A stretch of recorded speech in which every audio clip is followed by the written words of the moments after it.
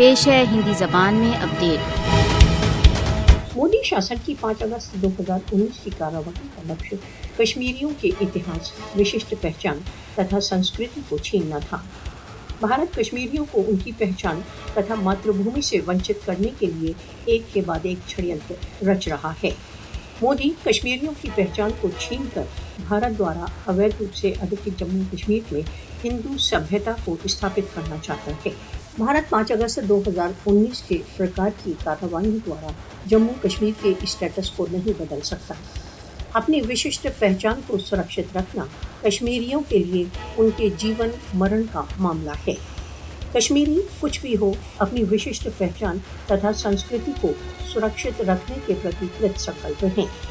کشمیریوں کی سویم نرنے کی آواز کو 5 اگست 2019 کے پرکار کی کارروائیوں دوارا مون نہیں کیا جا سکتا۔